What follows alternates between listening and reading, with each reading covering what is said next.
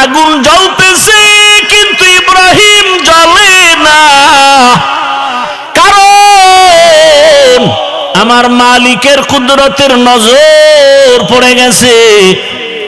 ইউনুস আলাইহিস সালামের সাথে মেরাজ হয় মাছের পেটের মধ্যে নিয়ে, ওই মাছের পেটে গিয়াও ইউনুস আমার আল্লাহকে ভুলেন না। ওই মাছের পেটের মধ্যে ইউনুস আমার আল্লাহকে ডাকতেছেন। আল্লাহ বলেন যে আমাকে ভুলে না, আমিও তাকে ভুলতে পারি না। আল্লাহ তাআলা মুসা নবীর সাথে কথা বললেন তুর পাহাড়ে, মেরাজ। আদম আলাইহিস সালামের সাথে মেরাজ আরাফার ময়দান। আর আপনার আমার নবীর সাথে মেরাজের চূড়ান্ত ঠিকানা দিলেন আরশে আজিম। সেই মেরাজ হলো রাতের বেলা না দিনে? রাতে। কেন? বন্ধুর সাথে বন্ধুর মোহাব্বতের আলাপটা তো রাতের অন্ধকারেই ভালো হয়। এশকে আশাল আস্তে কোচো বরফরুক হরছে জুজ মাশুকে বাকি জুমলা সো। আল্লাহ এজন্য নবীকে রাতের বেলা নিয়ে গেলেন, আর সে আজিমি নিয়ে কথা বলবেন। আল্লাহ তাআলা জিবরাইল আমিনকে পাঠায় বলে, যাও আমার নবীকে সাজাইয়া নিয়ে আসো আমার বাড়ি আরশে আজিমে। জান্নাত থেকে একটা বোরাক নিয়ে যাও, জান্নাত থেকে একটা বোরাক সুন্দর করে সাজাইয়া রহমতের নবীর ঘরের দরজায় নিয়ে হাজির হয়ে যাও। হোয়া হুকুম জিবরাইল কো यूं शिताब बुराक एक जन्नत से कर इंतखाब सजा उसको ज़ेवर से तू ताब पा फिर उसको तू काबा में लेकर के जा। আল্লাহর অর্ডার হয়ে গেল। আমার রাসূলকে এখন কাছে বসায় কথা বলবেন। বোরাক নিয়ে জিবরাইল হাজির। রাতের বেলা, এমন রাত নবীও ঘুমায়। মক্কা নগরীর পাশে হাতিমে কাবা। জিবরাইল আমিন বোরাকটা বাইতুল্লাহর পাশে রাখিয়া এইবার তিনি চলে গেলেন আমার রাসূলকে ঘুম থেকে সজাগ করার জন্য। নবী ঘুমন্ত অবস্থায় আছেন, রাতের গভীর। নবী কোথায় ঘুমাচ্ছেন? এই ক্ষেত্রে তিনটা মতামত পাওয়া যায়। কেউ বলেন নবী হাতিমে কাবায় ঘুমাচ্ছেন, কেউ বলে নবী শিয়াবে আবু তালিবের মধ্যে ঘুমান, কেউ বলেন নবী তার চাচাতো বোন উম্মে হানির ঘরের মধ্যে ঘুমাচ্ছেন। তিনটাই সহিহ। উম্মে হানির ঘর হলো শিয়াবে আবু তালিবের মাঝখানে। জিবরাইল আমিন নবী তো ঘুমান। ঘরের উপর থেকে ছাদ ছিদ্র করে জিবরাইল ঢুকলেন। দরজা দিয়ে ঢুকছে না উপর দিয়া? ছাদ ছিদ্র করে মাঝখান দিয়া ঢুকলেন। জিবরাইল আমিনের 600 নূরের পাখা। রহমতের নবী ঘুমাচ্ছেন। এই মুহূর্তে কোনো আওয়াজ দেওয়া যাবে না। রহমতের নবী ঘুমান। হাত লাগানো যাবে না, মাথায় কোনো টাচ করা যাবে না। জিবরাইল 600 নূরের পাখা এক পাশে রেখে রহমতের নবীর কদম মোবারকের তলায় গিয়ে একটু পাখা লাগায় দিলেন। কেউ বলেন জিব্বা লাগাইছেন।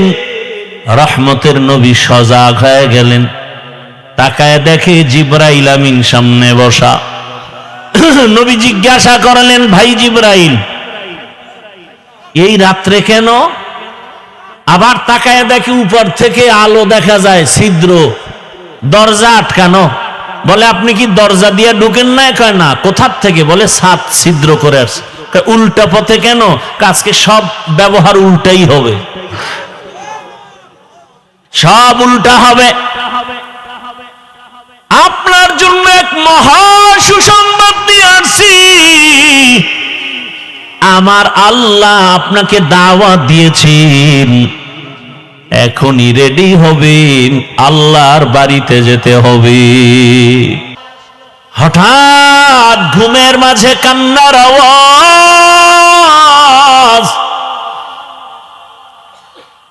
আমার চোখ, ঘুম ভেঙ্গে চোখ খুলে গেল। আমি সজাগ হইয়া হুজরা থেকে বের হয়ে আমি নজর করে দেখলাম মসজিদের মধ্যে কান্নার আওয়াজ। এই গভীর রাতে কে কাঁদেন? ভাবছিলাম কোন সাধারণ কোন বান্দা, তাকায় দেখি আমার কলিজার সাহাবী, জান্নাতের 1 নাম্বার সাহাবী আবু বকর নামাজে দাঁড়ায় দাঁড়ায় কান্না করে। আবু বকরের এই পরিমাণ কান্নার আওয়াজ, যেই কান্নার আওয়াজে আমি রহমতের নবীর ঘুম ভেঙ্গে গেল। আমি অপেক্ষায় দাঁড়ায় আছি, আবু বকর নামাজে হাউমাউ করে কাঁদতেছে। নামাজ শেষ করার পরে আবু বকর তাকায় দেখে রহমতের নবী দাঁড়ায় আছেন। আবু বকর বেকারার হয়ে রহমতের নবীর সামনে বিনয়ের সাথে বললেন, ইয়া রাসূলুল্লাহ, আমাকে মাফ করে দেন, বেয়াদবি করে ফেলেছি। আমার কান্নার আওয়াজ বুঝি আপনার ঘুম ভেঙে গেছে, আমাকে আপনি মাফ করে দেন। রহমতের নবীর যেই শরীর মুবারক একটা মশা পড়ে না, মাছি পড়ে না। রহমতের নবী ঘুমায় যায়, আমার কান্নায় ঘুম ভেঙ্গে যাবে তো ভাবার না। রহমতের নবী বলেন, হে আবু বকর, নামাজের ভেতরে কেন কাঁদছেন? আবু বকর বলেন, ইয়া রাসূলুল্লাহ, হাসরের ময়দানের কথা আমার মনে পড়েছে, জন্য কান্না করেছি। জান্নাতের টিকিট হাতের মধ্যে পাওয়ার পরেও আবু বকর সারা জীবন কেন কাঁদছেন? আর আপনার আমার তো নামাজ নাই, তেলাওয়াত নাই। যেইভাবে নামাজ আল্লাহ চায় ওভাবে দিতে পারি না, না রুকু আছে না সেজদা আছে। নামাজে দাঁড়াইলে দুনিয়ার পেরেশানি অন্তরে চেপে বসে। এই নামাজ দিয়া জান্নাতে যাওয়া যাবে না। আবু বকর বলেন, ইয়া রাসূলুল্লাহ, কোরআনের একটা আয়াত পড়েছি আর কান্না করেছি। কোন আয়াত? আবু বকর বলেন, ইন্নাল্লাহা আশতারা মিনাল মুমিনিনা আনফুসাহুম ওয়া আমওয়ালাহুম বিআন্না লাহুমুল জান্নাহ। আল্লাহ এই আয়াতে বলেছেন, আমি মুমিনের জান মাল কিনে নিয়েছি, বিনিময়ে মুমিনের জান্নাত দিয়েছি। রহমতের নবী বলেন, এটা তো খুশির কথা, এখানে কান্নার কি আছে? আবু বকর বলেন, না, হাসরের ময়দানটা বড় ভয়ঙ্কর। সব মানুষগুলো উলঙ্গ দাঁড়াবে, নারী পুরুষ সব একসাথে উলঙ্গ দাঁড়াবে। এমন কঠিন হালাত যে একদিকে সূর্যের গরম,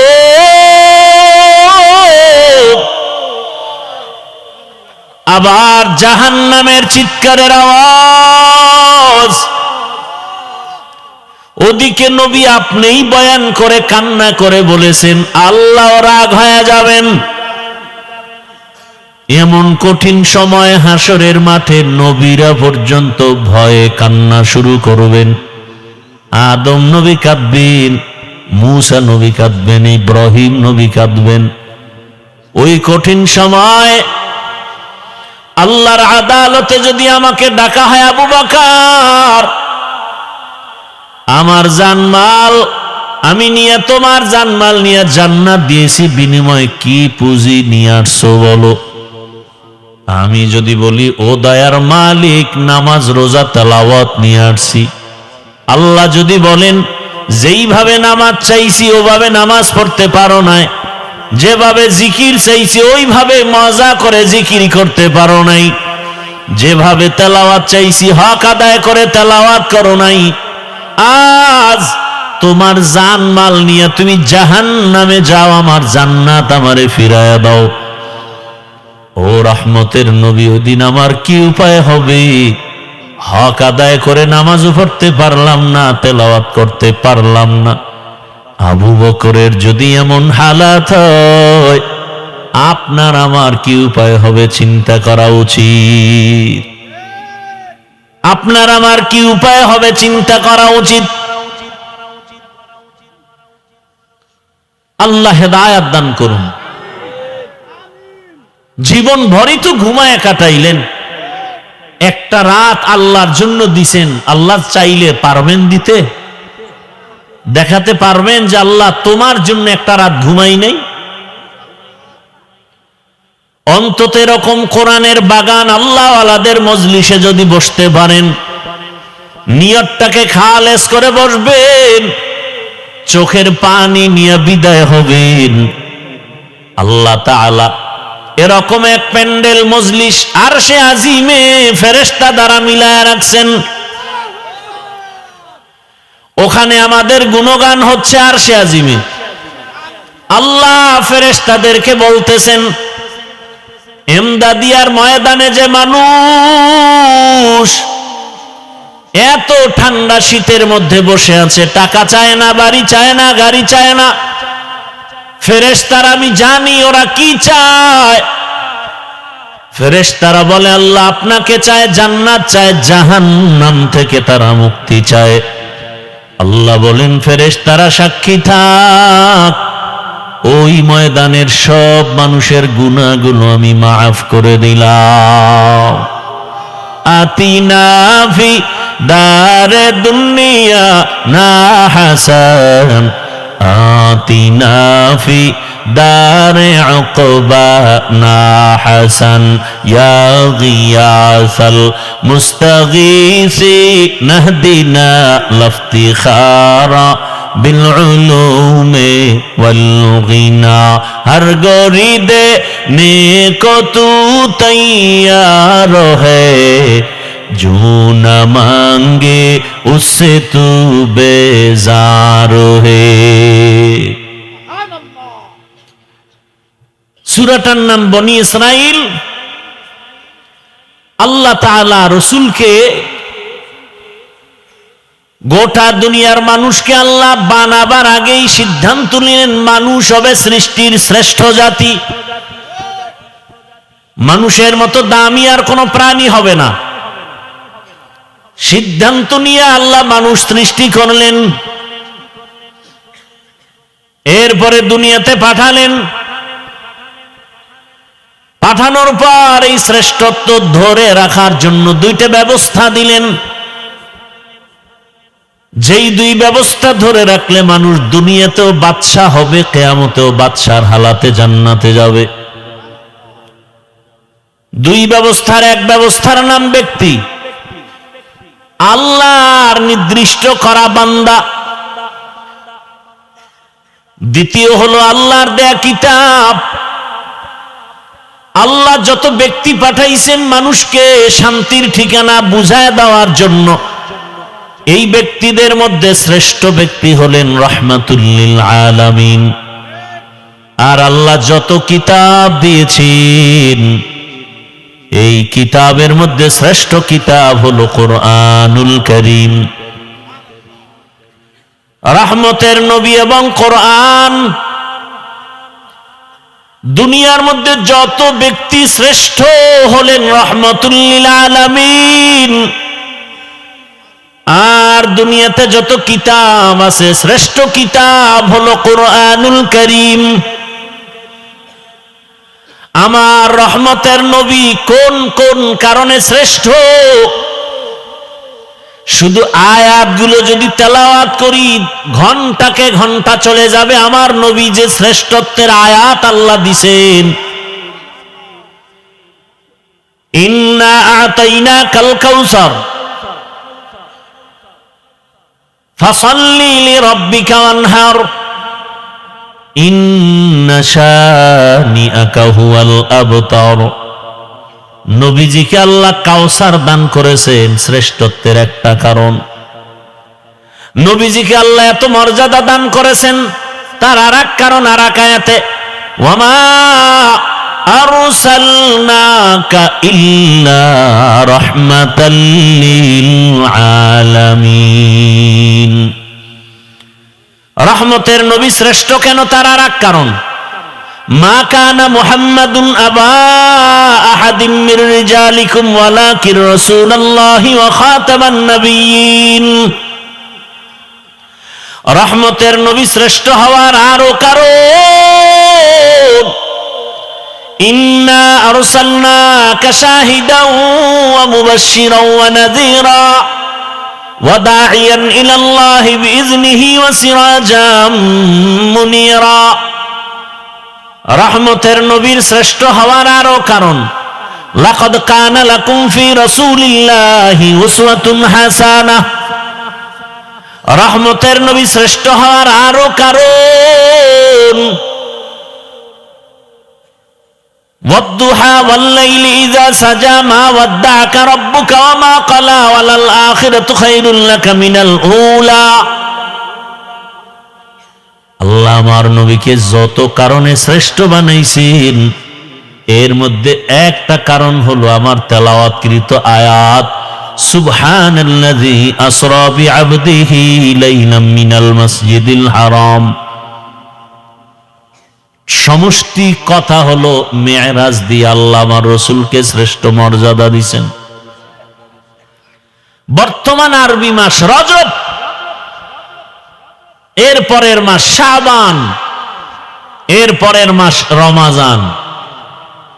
ধৈর্য ধরলে আমি ধারাবাহিক আলোচনা করব, আর উঠা বসা করলে লাইন কাইটে দিয়া দোয়া করে দিব।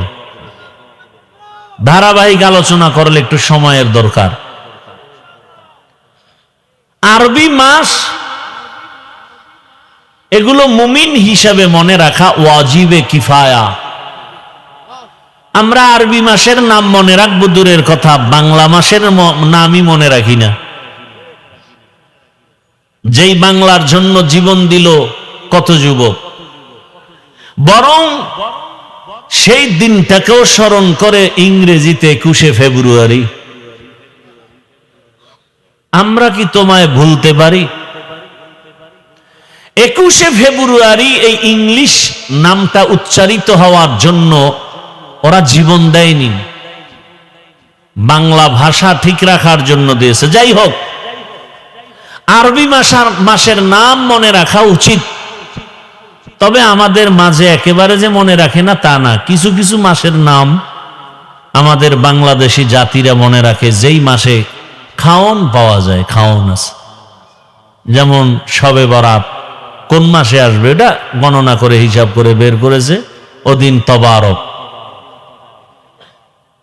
মিলাদুন নবীর মাস, খাওন আছে।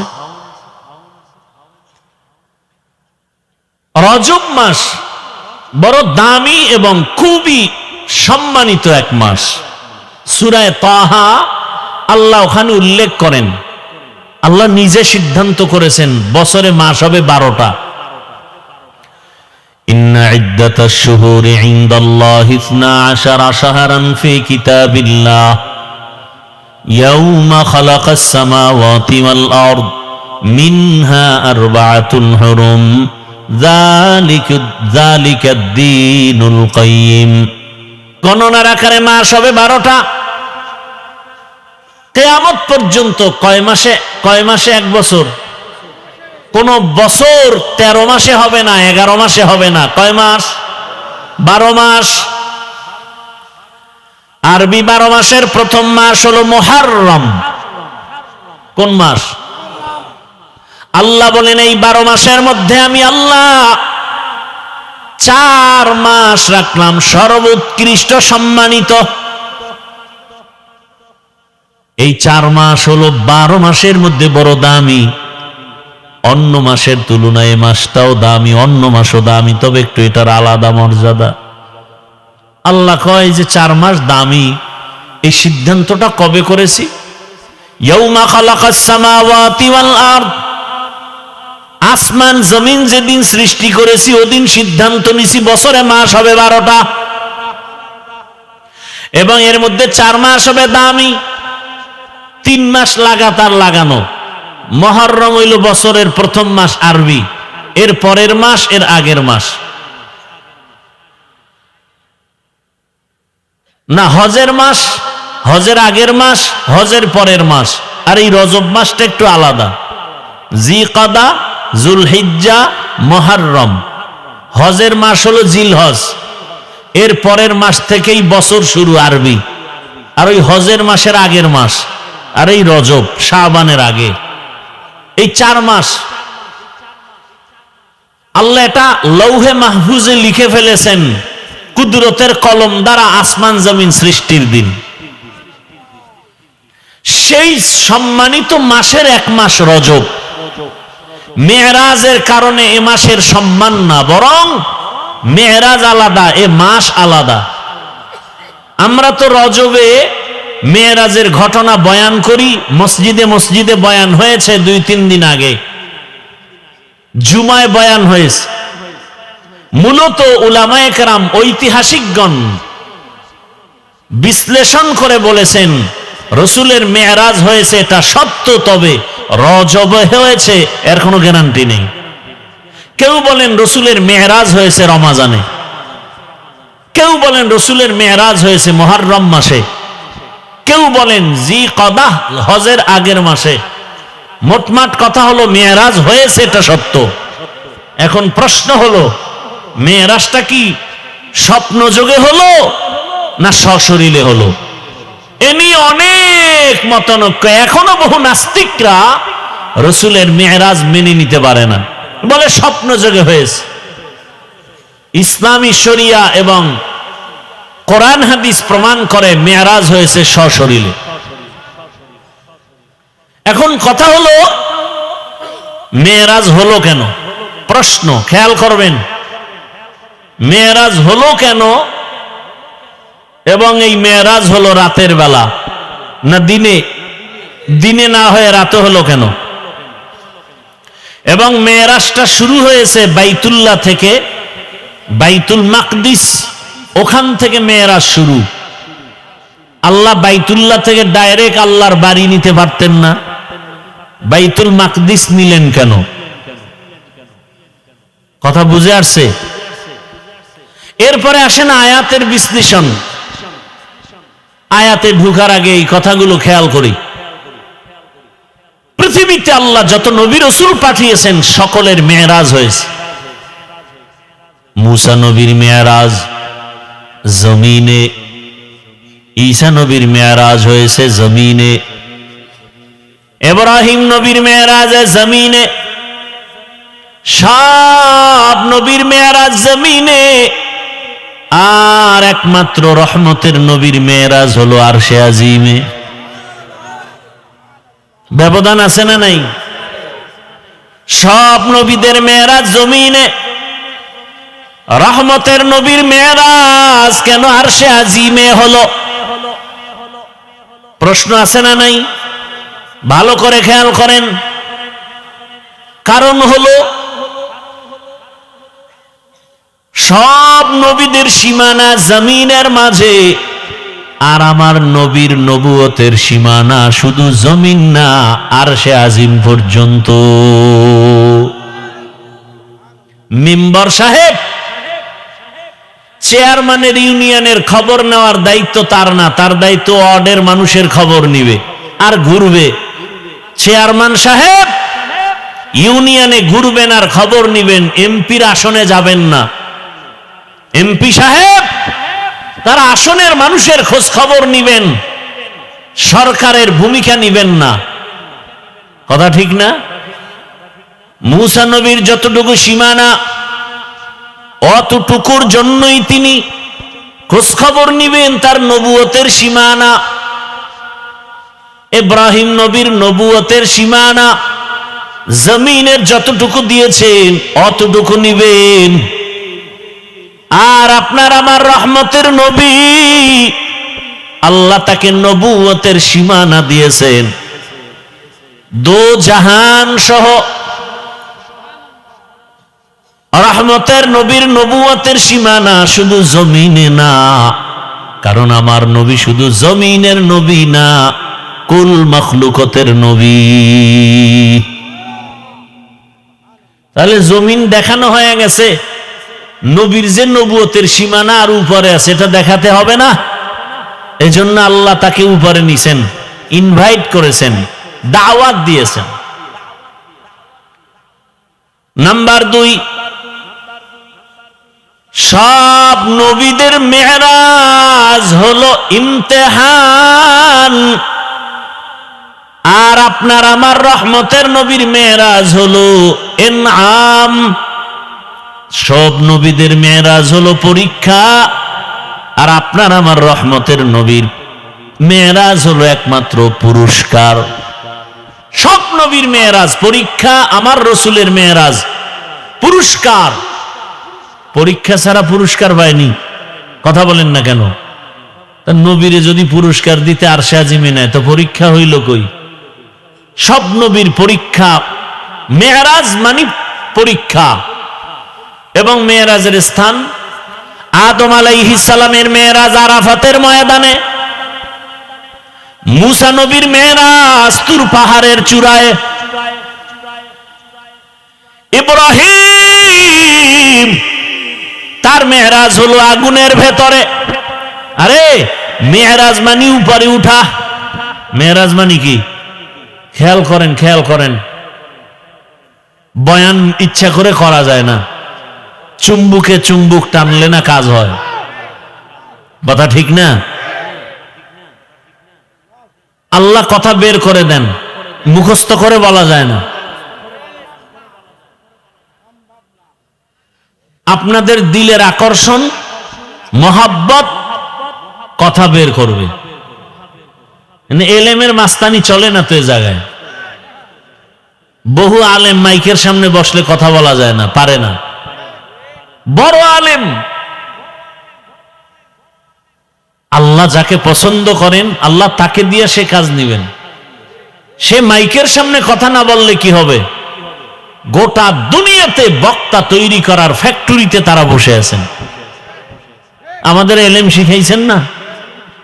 এই যে আমার ওস্তাদ বয়ান করলেন মাগরিবের এশার আগে। এর জন্য খেয়াল করেন, অনেকের কাছে ভালো লাগে না, না? হ্যাঁ, এই বয়ান এক জায়গায় করছিলাম প্রায় 2.5 ঘন্টার বেশি। ভালো করে খেয়াল করেন,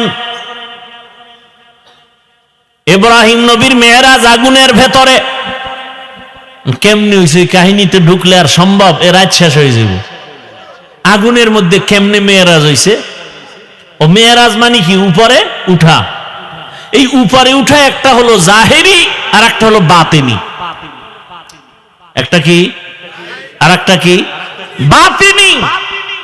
মেরাজের মূল থিম, মূল টার্গেট রবের সাথে তাআল্লুক আর মাআল্লা তৈরি করা।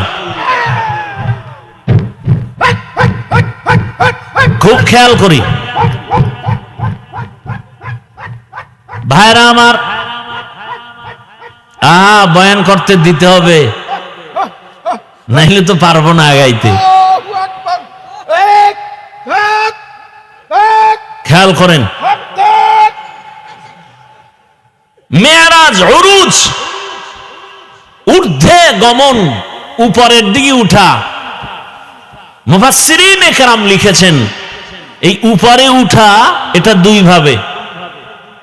একটা হলো একজনের সিঁড়ি বেয়ে হেঁটে হেঁটে দোতলায় উঠছে, এটাও কি উপরে উঠা। আর এই উঠা হলো মর্যাদার লাইনে উপরে উঠা। মর্যাদার লাইনে উপরে উঠা। মর্যাদা দিবেন আমার আল্লাহ,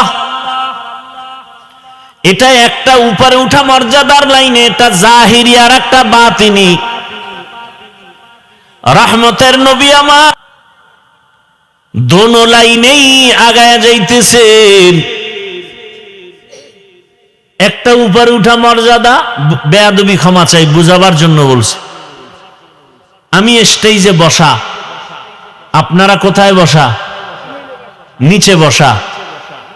আমি যে উপরে উঠলাম এটা কি এমনেই না কোনো সম্মানের কারণে? বলেন, এটা সম্মান না অসম্মান? এটা জাহিরি না বাতিনি? জাহিরি। সম্মানের সাথে উপরে উঠা, তুলনামূলক এটা জাহিরি। আর একটা হলো বাতিনি। একই জায়গায় বসছেন আবু বকর, ওমর, ওসমান, আলী, রহমতের নবীও। দস্তারখানে খানা চলছে, একই সাথে বসা, উপরে নিচে নাই। মর্যাদা কার বেশি? কঠিন কঠিন। এটা তো বাতিনি মর্যাদা, রসুল দোনোটা পেয়েছেন। আর মুসা নবীর মর্যাদা জাহিরি ভাবে মেরাজ, কয় না নামাজে কি হয়? মুমিনের মেরাজ নামাজ। বড় কঠিন হালাত। আল্লাহ বান্দার সাথে মেরাজে কথা বলবেন, রহমতের নবীর সাথে তো কথা হয়, কিন্তু আল্লাহ চাইতেছেন মোহাব্বত যখন বাড়তে থাকে বাড়তে থাকে বাড়তে থাকে, তখন মোহাব্বতের আশিক আর মাশুক চায় কাছাকাছি হয়ে কথা বলবেন, কাছাকাছি হয়ে কথা বলবেন। দূরে দূরে কয়দিন। মুসা নবী আল্লাহর বন্ধু, ঈসা নবী আল্লাহর বন্ধু, ইব্রাহিম আল্লাহর বন্ধু, সব নবী রাসূল আল্লাহর বন্ধু। আপনার আমার নবীও আল্লাহর বন্ধু, তবে ব্যবধান সব নবী রাসূল আমার আল্লাহ তাআলার আশিক, আর আমার আল্লাহ নিজে হলেন মুহাম্মদের আশিক। কেমন কথা, বড় কঠিন হালাত। রবের সাথে মেরাজ হবে মানে কাছে নিয়ে কথা বলবেন, গোপনে। আল্লাহর নবী মুসা দৌড়ায় তুর পাহাড়ে মালিকের সাথে কথা বলবে। কথা যত বলে মায়া তত বাড়ে, মোহাব্বত বাড়ে। মুসা নবী তুর পাহাড়ে গেলেন আগুন আনার জন্য। শুআয়ব আলাইহিস সালামের মেয়ে সফুরা, মুসা নবীর প্রথম বিবি, পেটে বাচ্চা, যাওয়ার পথে মিশরে আগুনের দরকার। তুর পাহাড়ের কিনারায় গেলেন, নির্দিষ্ট জায়গায় কদম রাখলেন। হঠাৎ করে একটা আওয়াজ, ইয়া মুসা ফাখলা'না আলাইক ইন্নাকা বিল ওয়াদিল মুকাদ্দাসি তুয়া। এই মুসা, জুতা খোল। কই কদম রাখছো? জুতা খোল। এটা তুরে সিনা, বড় পবিত্র জায়গা।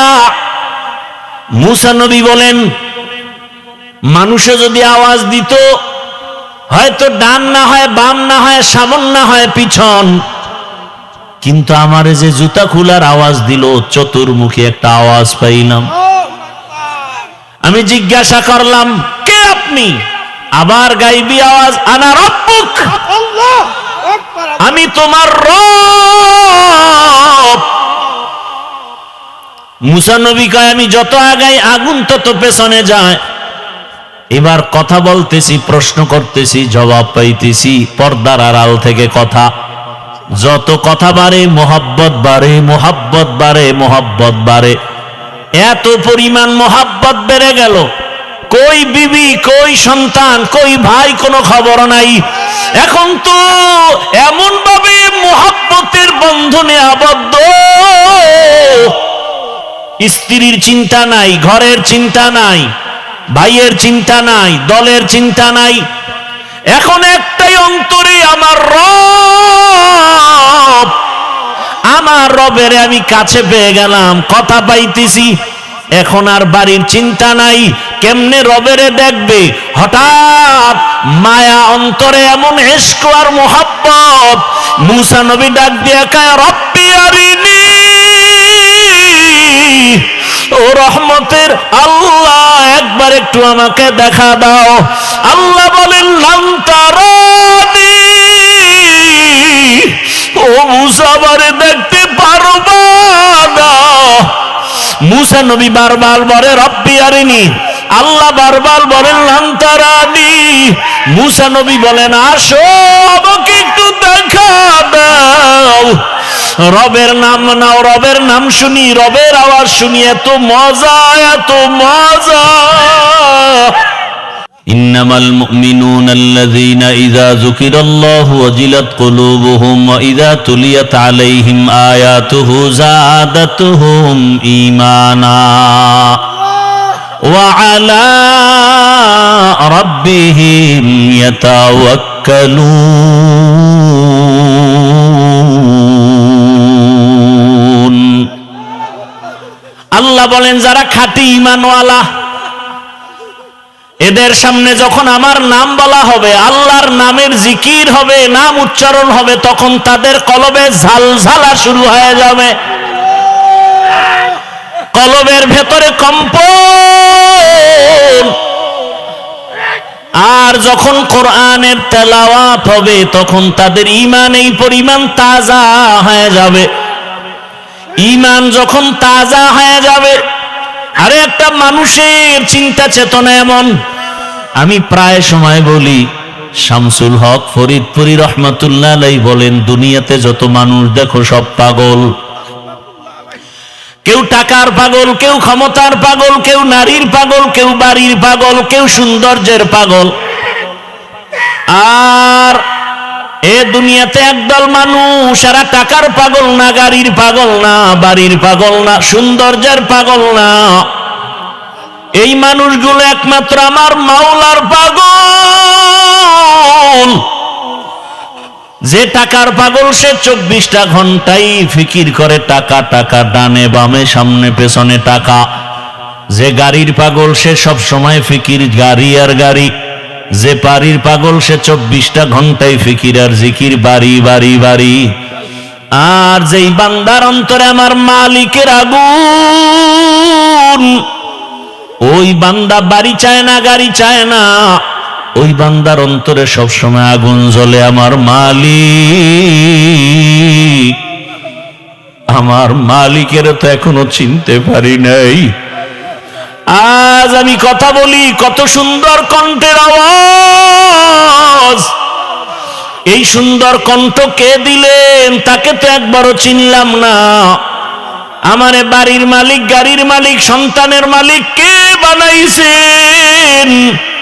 বাড়ি চিনলাম, গাড়ি চিনলাম, সন্তান চিনলাম, সব চিনলাম, কিন্তু গাড়ি যে আমাকে মালিক বানাইলেন তারে তো এখনো চিনলাম না। আল্লাহ তাআলা মোহাব্বত, বান্দাকেই তো আল্লাহ মোহাব্বতের দরজা খুলে ডাকেন। ইব্রাহিম নবীরে মেরাজ দিলেন আগুনের মধ্যে নিয়া। আগুন জ্বলতেছে কিন্তু ইব্রাহিম জ্বলে না, কারণ আমার মালিকের কুদরতের নজর পড়ে গেছে। ইউনুস আলাইহিস সালামের সাথে মেরাজ হয় মাছের পেটের মধ্যে নিয়া। ওই মাছের পেটে গিয়াও ইউনুস আমার আল্লাহকে ভুলেন না। ওই মাছের পেটের মধ্যে ইউনুস আমার আল্লাহকে ডাকতেছেন। আল্লাহ বলেন যে আমাকে ভুলে না, আমিও তাকে ভুলতে পারি না। আল্লাহ তাআলা মুসা নবীর সাথে কথা বললেন তুর পাহাড়ে, মেরাজ। আদম আলাইহিস সালামের সাথে মেরাজ আরাফার ময়দান। আর আপনার আমার নবীর সাথে মেরাজের চূড়ান্ত ঠিকানা দিলেন আরশে আজিম। সেই মেরাজ হলো রাতের বেলা না দিনে? রাতে। কেন? বন্ধুর সাথে বন্ধুর মোহাব্বতের আলাপটা তো রাতের অন্ধকারেই ভালো হয়। इश्क़ आशोलस्ते कोचो बरफरूक हरचे जुज माशूक़े बाकी जुमला सो। আল্লাহ জন্য নবীকে রাতের বেলা নিয়ে গেলেন, আর সে আজিমি নিয়ে কথা বলবেন।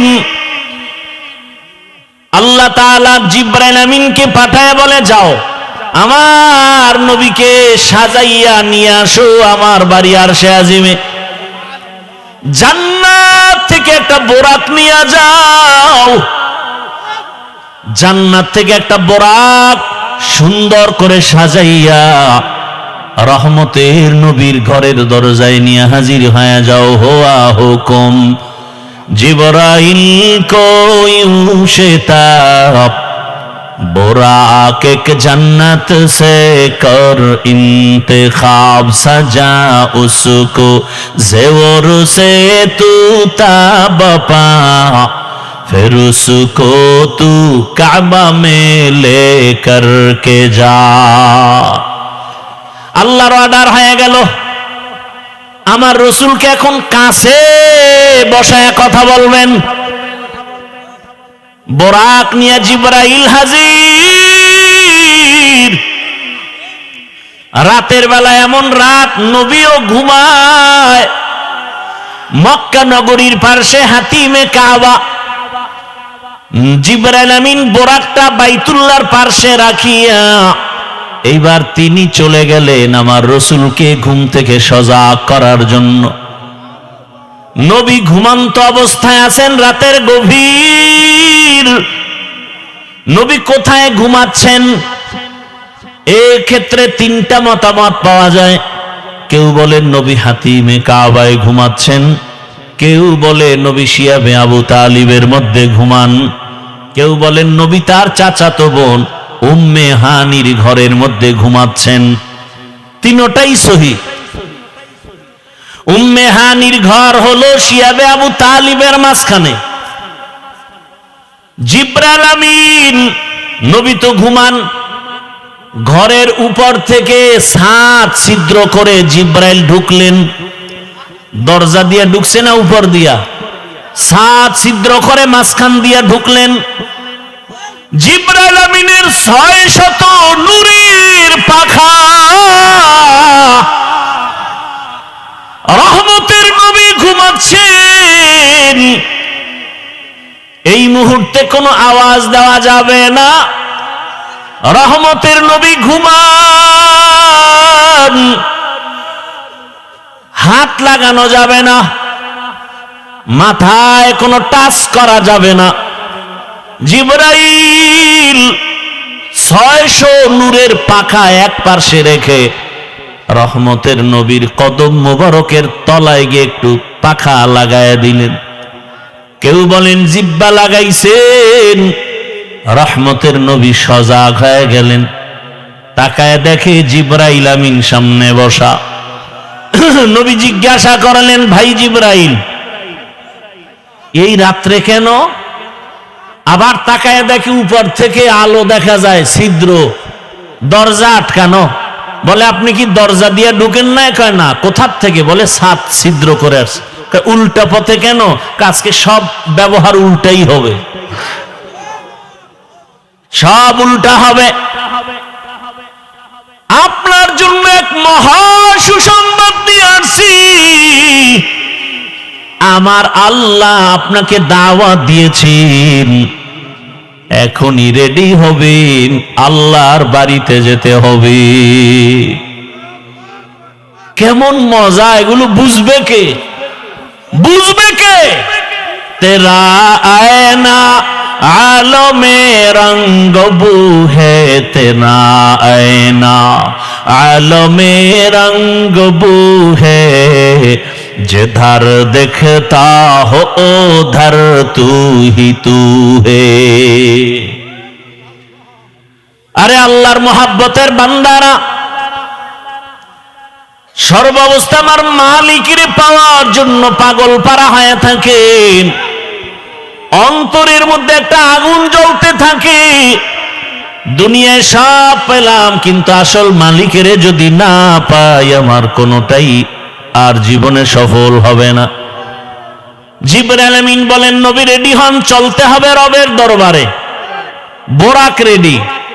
নবীকে উঠাইয়া জিবরাইল আমিন চলে গেলেন হাতিমে কাবা। বাইতুল্লাহ দেখছেন যারা, ওই চার দেয়ালের ঘরের পাশে বুক বরাবর একটা আলাদা দেওয়াল আছে ছোট, এটা হাতিমে কাবা। পুরাটাই ছিল বাইতুল্লাহর ঘর, পুরাটাই। কিন্তু রসুলের যখন 30 বছর বয়স, ওই বাইতুল্লাহটা ভেঙ্গে নতুন করে উঠাইতে গিয়া টাকা ছিল না। হালাল ভাবে টাকা সবাই ভাগ ভাগ করে দিয়া দেখে পুরাটা উঠানো যায় না, ওটা বাদ দিয়ে এরপরে করছে। কিন্তু ওটাও কাবা, কাবার অংশ। বাইতুল্লাহর মধ্যে 2টা দরজা ছিল। কয়টা? এখন একটা আছে আর একটা নাই। ওই বরাবর ওই পাশে আর একটা। রহমতের নবীকে হাতিমে কাবায় নিলেন। ওখানে নবী আরেকটু শুয়ে পড়লেন, আবার উঠাইয়া রহমতের নবীকে ঝমঝম কূপের কিনারায় নিয়েছেন। নবীকে চিৎভাবে শোয়াইলেন। নবীজির সিনা মুবারকটা ছিদ্র করে ফেললেন। রহমতের নবীর বুকটা চিরিয়া ভেতর থেকে কলবটাকে বের করলেন, স্বর্ণের পেয়ালার ভেতরে রাখলেন, জমজমের পানি দিয়া ধুইলেন। নবী বলেন, আমি তাকায় তাকায় দেখতেছি, ওখানে জিবরাইল দাঁড়ানো, ওখানে মিকাইল দাঁড়ানো, আমার ডানে 70,000 রহমতের ফেরেশতা দাঁড়ানো, আমার বামে 70,000 রহমতের ফেরেশতা দাঁড়ানো, সামনে রহমতের 70,000 ফেরেশতা দাঁড়ানো, পেছনে 70,000 রহমতের ফেরেশতা দাঁড়ানো। আমি দেখতেছি আমার বুকটা সিরিয়া কলবটাকে বের করে স্বর্ণের পেয়ালায় রাখলেন, আর জমজমের পানি দিয়ে আবার কলবটাকে ধুইলে, এরপরে আবার ভেতরে দিয়া আবার হালকা চাপ দিলে আবার ভালো হয়ে গেল। আমার সেলাই লাগলো না, রক্ত গেল না, ব্যথাও পেলাম না। জিবরাইল কয়, জমজম পানি দিয়ে এবার ওযু বানাইয়া নেন, ওযু বানাইয়া রেডি হয়ে যান। মায়ার নবী জমজমের পানি দিয়া ওযু বানাইছেন। ওরে মুফাসসিরিনে কেরাম বলেন, জমজম পানি কাউসারের থেকেও দামি। সাহাবায়ে কেরাম প্রশ্ন করলেন, ইয়া রাসূলুল্লাহ, জমজমের কূপের থেকে crore crore million trillion billion পানি হাজিরা নিয়ে যায়, কিন্তু সেই থেকে আজ পর্যন্ত একটু পানি কমেও না বাড়েও না, এই পানিটার তলা কই? রহমতের নবী বলেন, জমজম কূপের তলা হলো হাউজে কাউসারের সাথে লাগানো। জমজম কূপের পানি পান করলে এতটা লাভ। মানুষের পানি পান করলে পিপাসা নিবারণ হয়, ক্ষুধা নিবারণ হয় না।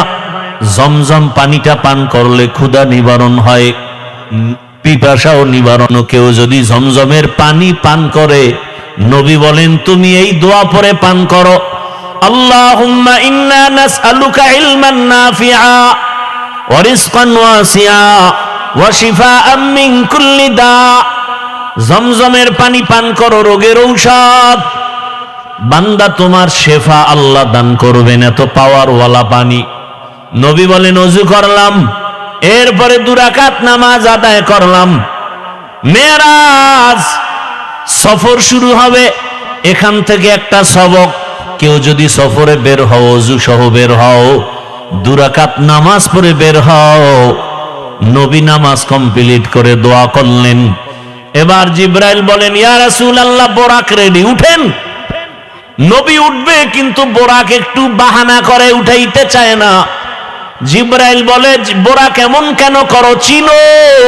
বলে, হ্যাঁ চিনি, নি তো রহমতের নবী। বাহানা করার একটা কারণ, নবী যদি একটু বলতেন, আজ আমাকে বাহন উঠবেন, ব্যবহার করবেন, হাসরেও জান্নাতে আমাকে ব্যবহার করবেন। যদি নবী বলতেন আমি একটু খুশি হইতাম, এই কথাটা শোনার জন্য আমি বাহানা করতেছি। রহমতের নবী আমার পিঠে সওয়ার হয়ে যাবেন। রহমতের নবী উঠলেন, জিবরাইল মিকাইল চলছে। বাইতুল্লাহ থেকে বাইতুল মাকদিস যাইতে 1 মাস লাগে। নবী বলেন আমি তাকায় দেখলাম এই বোরাক একটা কদম দেওয়া মাত্র বাইতুল মাকদিসে হাজির। মসজিদ থেকে মেরাজ শুরু।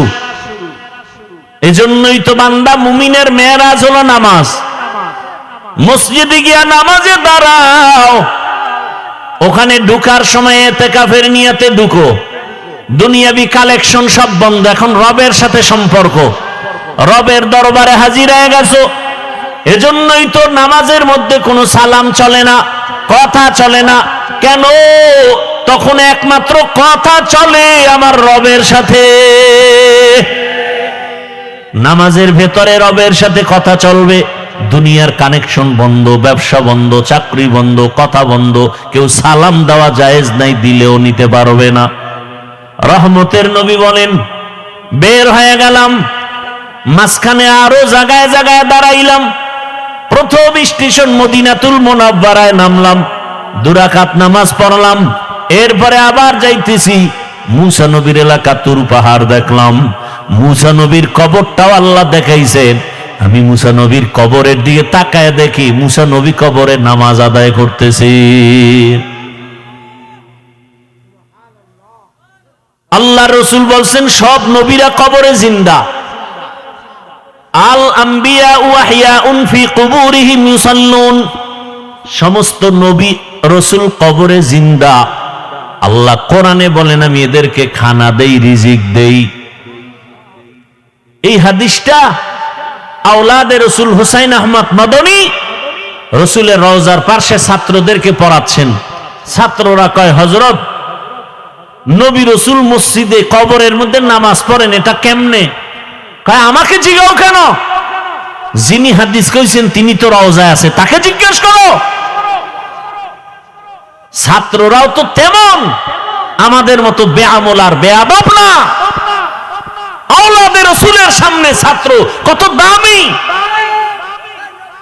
সাথে সাথে ওরা মোরাকাবায় গেল। ছাত্ররা মোরাকাবায় দেখতেছেন রহমতের নবী সিজদায় পড়ে আছেন।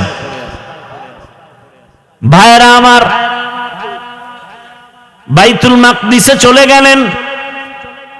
রহমতের নবী জিবরাইল আমিন একটা খুঁটির সাথে বোরাকটাকে বাঁধলেন। ওখানে সব নবী রাসূল এসে হাজির হয়ে গেলেন। জিবরাইল আমিন আযান দিলেন। এরপরে ইকামত, ইমামতি কে করবেন? রহমতের নবীকে আল্লাহ পাক সামনে যাওয়ার হুকুম দিয়ে দিলেন। নবী ইমাম হয়ে গেলেন। প্রত্যেকটা পয়েন্টে অনেক কথা বলার সময় নাই। ওখান থেকে আল্লাহ পাক নবীকে আরশে আজিমের দিকে রওনা করায় দিবেন। বোরাক রেডি। নবী বসলেন, জিবরাইল আমিন বসলেন। এক টানে 500 বছরের পথ চলে গেল চোখের পলকে প্রথম আসমানে। প্রথম আসমানে গিয়া দেখে নবী বলেন আমি দেখি 2টা দরজা, জমরা দিয়া কুত পাথরের দরজা। দোনো দরজার বাহির সাইডে 2টা তালা লাগানো, নূরের তৈরি তালা। জিবরাইল বলে এই দারোয়ান, গেট খোলো। ভেতর থেকে আওয়াজ আসতেছে, মান আনতা, কে আপনি? বলে আনা জিবরাইল, আমি জিবরাইল। আমাম্মাক, আপনার সাথে কে? বলে হুয়া মুহাম্মদ সাল্লাল্লাহু আলাইহি ওয়াসাল্লাম। দরজা খোলো। বলে কেন? কয় ভেতরে যাব। দারোয়ান কয় অনুমতি নিয়ে আসা হয়েছে নি? জিবরাইল বলে হ্যাঁ। দারোয়ান বলে চাবি তো আমার হাতে নাই, চাবি তো রহমতের রসুলের হাতে, চাবি তো ইসমে আজম, বিসমিল্লাহ বলবে তো তালা খুলে যাবে। নবী বললেন আমি বিসমিল্লাহ বলা মাত্র দোনোটা নূরের তালা খুলে গেল।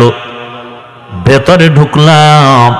নবী বলেন প্রত্যেক আসমানে 2টা করে দরজা আছে। এক দরজা দিয়া বান্দার আমল আর সে আজিমে যায়, আর এক দরজা দিয়া আমার মাওলা বান্দার জন্য রিজিক পাঠায়। হ্যাঁ, আল্লাহ রিজিক পাঠায় এক দরজা দিয়া, আর এক দরজা দিয়া বান্দার আমল চলে যায়। নবীজি বলেন আমি ঢুকলাম, ঘুরে ঘুরে ঘুরে ঘুরে দেখলাম। এরপরে আবার উপরে গেলাম মহাশূন্য, এরপর দ্বিতীয় আসমান, সেখানেও 2 দরজা, নূরের তালা, এখানেও জিব্রাইল অনুমতি চাইল। এভাবে করতে করতে 7ম আসমানে চলে গেলাম। 7ম আসমানে গিয়ে দেখি একটা নূরের ঘর, যাকে বলে বাইতুল মামুর। 70,000 রহমতের ফেরেশতারা তাওয়াফ করে। একবার যারা সুযোগ পাবে, কিয়ামতের আগে আর সুযোগ নেই। আমি ওখান থেকে আর উপরে গেলাম সিদরাতুল মুনতাহা। রাতের অল্প সময় একটা বড়ই গাছ, তেলের ড্রামের মতো এক একটা বড়ই, আর হাতির কানের মতো এক একটা পাতা, কালকেলাল। নবী বলেন ওখান থেকে এবার জিব্রাইল আলাদা, আল্লাহ আলাদা বোরাক পাঠাইছেন, আর আলাদা একটা বাহন পাঠাইলেন রফরফ নামের। ওখান থেকে আবার সফর শুরু।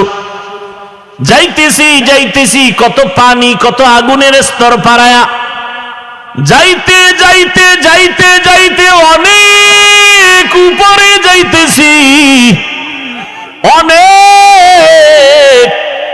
হঠাৎ পানির স্তর পারাইয়া অনেক উপরে গিয়া দেখি নূরের তৈরি আরশে আজিম। আমি ওখানে গিয়া জুতা খুলতে শুরু করলাম। হঠাৎ করে আওয়াজ আসতেছে, রহমতের নবী জুতা পরে ঢুকেন, আপনার জুতার ধুলি নেওয়ার জন্য আরশ অপেক্ষায় আছে। রহমতের নবী ঢুকলেন, আরশে আজিম 8 জন ফেরেশতারা কাঁধে নিয়ে দাঁড়ানো। ওদের পা হলো 7 জমিনের নিচে। ওই ফেরেশতারা জানে না তাদের কাঁধে কি আছে। আরশে আজিমের উপরে হলো আমার আল্লাহর আসন, কুরসি। ওয়াসিআ কুরসিয়ুহুস সামাওয়াতি ওয়াল আরদ। রহমতের নবী ঘুরে ঘুরে দেখতেছেন আল্লাহ পাকের আসন ওই কুদরতের কুরসির চতুর্দিকে 70,000 নূরের পর্দা লাগানো। আমার নবীকে ভেতরে নিয়ে আল্লাহ কথা বলার জন্য আহ্বান করলেন। রহমতের নবীকে পর্দা একটা একটা খুলেন, আর ভেতরে নেন, নূরের পর্দা খুলেন আর ভেতরে যান। কাছাকাছি আল্লাহ পাক আমার রহমতের রসুলকে নিয়া এরপরে কথা বলবেন। আল্লাহ তাআলা বলেন, নবী বলেন আমাকে আল্লাহর পাশে নিয়া মোহাব্বতের আলোচনা শুরু করলেন। নবী বলেন কোরআনের আয়াত, ফা আওহা ইলা আবদিহি মা আওহা। আল্লাহ তাআলা বলেন আমি রসুলকে মনের মতো কথা বললাম। এবার আসেন আয়াতের ভেতরে আল্লাহ বলছেন সুবহান, আমি পবিত্র। আল্লাহ তো সব সময় পবিত্র। মেরাজের ঘটনা বয়ান করতে গিয়া পবিত্র শব্দ বললেন কেন? মুফাসসিরিনে কেরাম বলেন মানুষ অনেকে কল্পনা করে এটা কেমনে সম্ভব, কেমনে সম্ভব, কেমনে সম্ভব। আল্লাহ বলেন তোমার সব প্রশ্ন থেকে আমি পবিত্র, আমি সুবহানের দ্বারা সম্ভব। দুনিয়ার সবাই বলে অসম্ভব, সুবহান তার দ্বারা কি সম্ভব।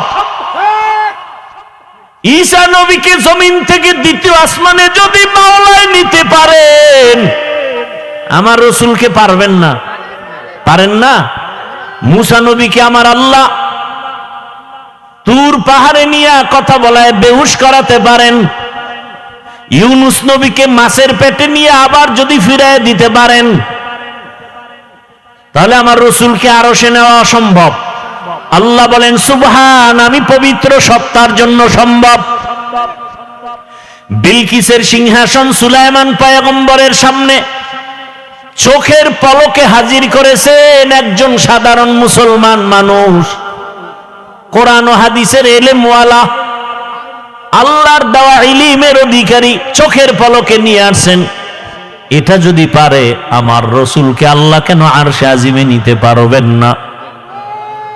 আল্লাহ বলতে গিয়া বলেন, সুবহান, পবিত্র সত্তা, আল্লাযী আসরা বিআবদিহি, ভ্রমণ করাইলেন তার বান্দাকে।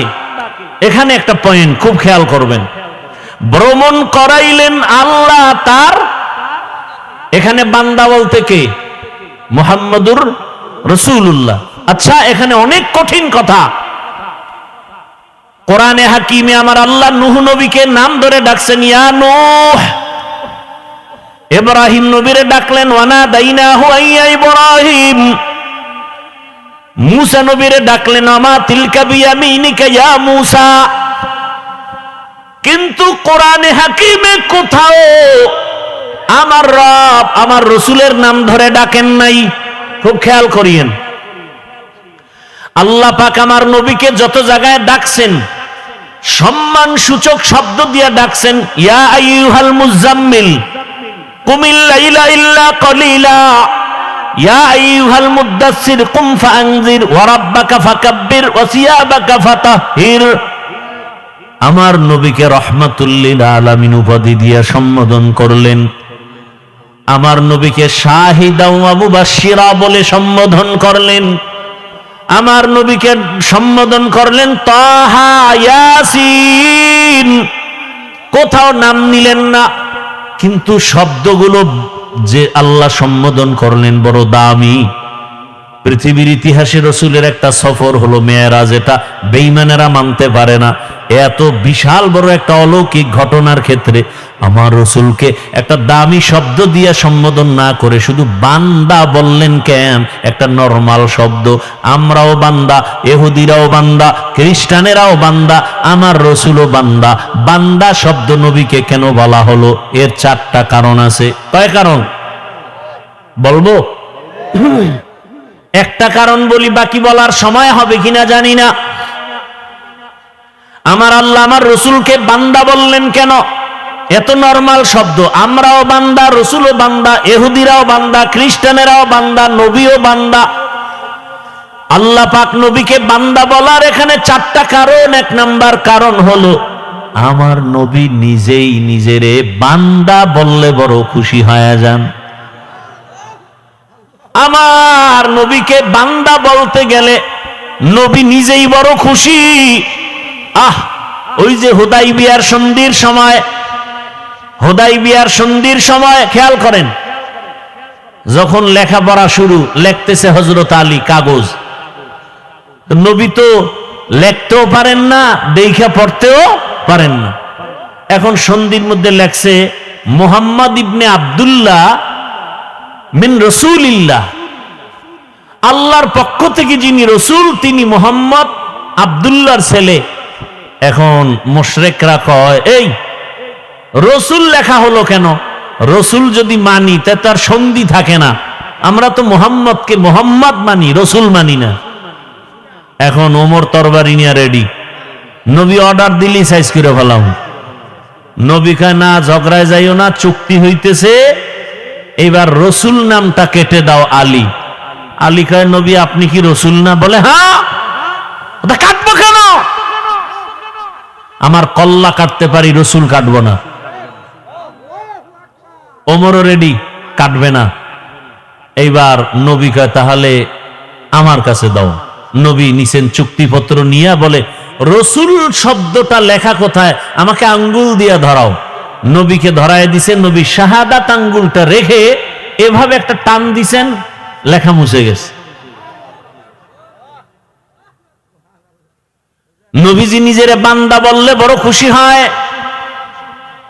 কারণ আম্মা জানা আয়েশা রাদিয়াল্লাহু আনহা একদিন রহমতের নবীকে জিজ্ঞাসা করেন, ইয়া রাসূলুল্লাহ, আপনি এত কষ্ট করেন, ইবাদত করেন, পা ফুলে যায়, এত পরিমাণ রসুল ইবাদতে সময় কাটান, পা ফুলে যায়। নবীজি কি বললেন জবাবে? আফালা আকুনা আবদান শাকুরা, ও আয়েশা, আমি কি আল্লাহর শুকরগুজার বান্দাদের মধ্যে অন্তর্ভুক্ত হব না? তাহলে নবী নিজেকে বান্দা বললে কি হয়? খুশি হয়। এজন্য দেখছেন নি ওই আরশে আজিমের মধ্যেও নবীকে বান্দা বলা হলো। ফাআওহা ইলা আবদিহি মা আওহা, আল্লাহ বলেন আমার বান্দার কাছে আমি ওহী নাজিল করলাম, যা বলার বলছি, এটা আর গোপন প্রকাশ না। এবার আরো মজার কথা, নবীর জিগা আপনি যে আমার বাড়ি আসছেন, হাদিয়া নিয়ে আসা দরকার না? কি নিয়ে আসছেন? নবী বলেন আত্তাহিয়াতু লিল্লাহ ওয়াসসালাওয়াতু ওয়াত-তাইয়্যিবাত, তিনটা নিয়ে আইছি হাদিয়া। আল্লাহ কয় আমিও তিনটা দিলাম। আসসালামু আলাইকা আইয়ুহান নবী ওয়া রাহমাতুল্লাহি ওয়া বারাকাতুহু। নবীকে আমি একা নিলাম না, আমার উম্মতেরও ভাগে লইলাম। উম্মতের কান্ডারি নবী,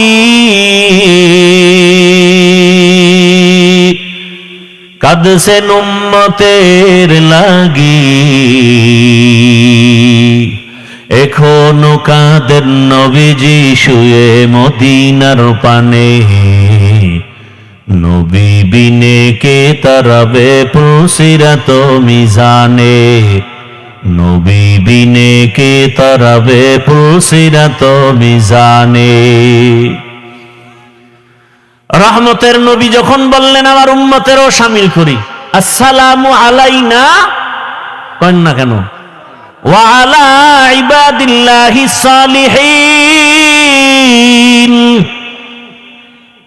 এইবার আল্লাহ কয় এই ফেরেশতারা শুনছুনি এখানে আমার বন্ধু কি বলছে? কয় হ্যাঁ।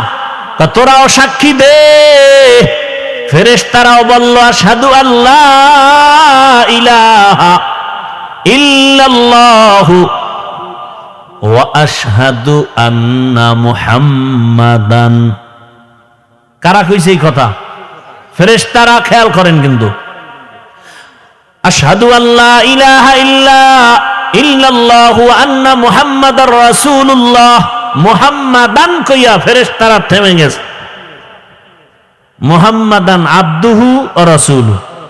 এখন কয় আল্লাহ কয় ফেরেশতারা থামলা কেন? কয় কি বলবো? রাসূলুহু কয় না। কি বলবা? কয় আবদুহু বলো আগে, পরে রাসূলুহু। কারণ আমার হাবিব নিজেকে বান্দা বললে খুশি হয়, এজন্য আবদুহু আগে বলো, রাসূলুহু পরে। আমার বন্ধুরটা আগে আনো, আমারটা পরে নাও। আমার বন্ধু চায় বান্দা বলি, আর আমার থেকে দেওয়া রসুল। বন্ধুরটা আগে লাগাও আবদুহু, পরে আমারটা লাগাও রাসূলুহু। নবীকে আল্লাহ বান্দা বলার কারণ আর একটা হলো। দ্বিতীয় কারণ, দুনিয়াতে আল্লাহ মানুষ বানাইছেন, বান্দার সাথে মালিকের সাথে একটা মোহাব্বতের মিলন মেলা আছে, একটা সূত্র আছে। কেন আল্লাহ মানুষ বানাইছেন? ইবাদতের জন্য। যারা ইবাদত করে তাদের বলে বান্দা, আব্দ। আর যার ইবাদত করে তিনি হলেন মাবুদ। আর কাজের নাম ইবাদত। দুনিয়াতে যত ইবাদত করনেওয়ালা বান্দা আছেন, এর মধ্যে শ্রেষ্ঠ ইবাদত করনেওয়ালা হলেন আমার নবী। আমার নবীর মতো ইবাদত করনেওয়ালা কেউ? কেমন ইবাদত করনেওয়ালা শোনাবো একটা ঘটনা, না ধৈর্য হারায় ফেলছেন? ও পর্দার আড়ালের আম্মা জানেরা, বোনেরা, একটু ভালো করে শুনেন। রহমতের নবী কত মায়ার নবী। আম্মা জান আয়েশা রাদিয়াল্লাহু আনহা নবীর ঘরে, নবী একদিন এশার নামাজ পড়ে ঘরে ঢুকলেন। আম্মা জান আয়েশা রাদিয়াল্লাহু আনহা বলেন, দুনিয়ার সব মানুষের একটা সূর্য সকালবেলা পূর্বাকাশে উদিত হয়, আর আমি আয়েশার একটা স্পেশাল সূর্য আছে, এশার নামাজের পরে আবার হুজরায় উদিত হয়। আমার মায়ার নবী আম্মা জান আয়েশা বলেন, আমি একদিন চিকন একটা সুই নিয়ে সেলাইয়ের কাজ করতেছি, হঠাৎ সুইটা পড়ে গেল, আগুন নাই, বাতি নিভে গেছে, তেল নাই, আমি সুইটা পাই না, অপেক্ষা করতেছি অন্ধকারে। হঠাৎ আমার সূর্য ঘরের মধ্যে চলে আসছে। রহমতের নবী ঘরে আসা মাত্র আমার ঘরটা আলোকিত হয়ে গেছে। আমি সুইটা দেখি খুঁটির গোড়ায় পড়ে আছে। মায়ার নবী ঘরে আইসাই বলে, ও হুমায়রা। নাম কি? আয়েশা। নাম কি? নবী মাজা কইরা মায়া কইরা ডাকছেন কি? হুমায়রা। কারণ আম্মা জান আয়েশা রাসূলের সাথে বিবাহ হয়েছে 6 বছর বয়সে, আর আম্মা জানের 9 বছর যখন বয়স রাসূলের ঘরে আসছেন। 18 বছর যখন বয়স তখন নবী চলে গেছেন। হিসাবটা বুঝে থাকলে বলেন, 6 বছরে বিবাহ হলো, 9 বছরে আম্মা জান নবীর ঘরে গেলেন, আর 18 বছর বয়সে রাসূল দুনিয়া থেকে চলে গেলেন। আম্মা জান রাসূলের ঘরে সংসার করলেন কতদিন? কয় বছর? আম্মা জান আয়েশা মাত্র 18 বছরের নারী, নবীর সোহবত পেলেন মাত্র 9 বছর। আম্মা জান বলেন, আমি এই 9 বছরে রাসূল থেকে কি পাইছি শুনো। ও পর্দার আড়ালের আম্মা জান আয়েশা রাদিয়াল্লাহু আনহা বলেন, আমি 9 বছর রাসূলের ঘরে থেকে আমি 2000-এর উপরে হাদিসের হাফেজা হয়ে গেছি। কোরআনের ভেতরে বড় তাফসীর করে নেওয়ালা আম্মা জান আয়েশা। আম্মা জান বর্ণনা করেন আর বলেন, নবী আয়েশা ঘরে ডাক দিয়ে বলেন, ও হুমায়রা। আমি তো খুশি। নবী মুস্কি হাইসা কয়, আজকে রাতের জন্য আমাকে একটু ছুটি দিবেননি? আমি আয়েশা পেরেশান হয়ে গেলাম, নবী আমার কাছে ছুটি চায়। তো ভাবছি বোধহয় কোনো বিবির ঘরে যাবেন। আমি মুস্কি হাসলাম, ইয়া রাসূলুল্লাহ, আপনি কোথাও যাবেন আর আমি না বলবো, এটা কেমনে হয়? কারণ আমার আব্বা আবু বকর আপনাকে জোর করে আমাকে দেন নাই। আপনার ঘরে আমি আয়েশা আসার পেছনে আমার আল্লাহর ইশারা। ইয়া রাসূলুল্লাহ, আপনাকে সময় দিব না মানি? আম্মা জান আয়েশা বলেন, আমি ভাবতেছি নবী বোধহয় কোথাও যাবেন, কিন্তু না, আমি শুয়ে পড়লাম আগের অভ্যাস অনুযায়ী। রহমতের নবীকে দেখি চুপচাপ, কোথাও যান না, কি যেন ভাবতেছেন একা একা। আমি শুয়া ঘুমানের বাহানায় চুপ করে আছি, দেখি মায়ার নবী কি করেন। আম্মা জান আয়েশা বলেন, আমি দেখি রহমতের নবী মালিকের মোহাব্বতের নামাজে দাঁড়ায় গেলেন। মায়ার নবী নামাজে দাঁড়ায় গেলেন, নামাজ শুরু করে সূরা ফাতিহা পড়তেছেন। আমি আয়েশা রাসূলের আওয়াজগুলো কানে শুনতেছি। রহমতের নবীর তেলাওয়াতে এত মজা, আমার ঘুম ভেঙ্গে আমি তাকায় আছি, রহমতের নবী তেলাওয়াত করে নামাজে।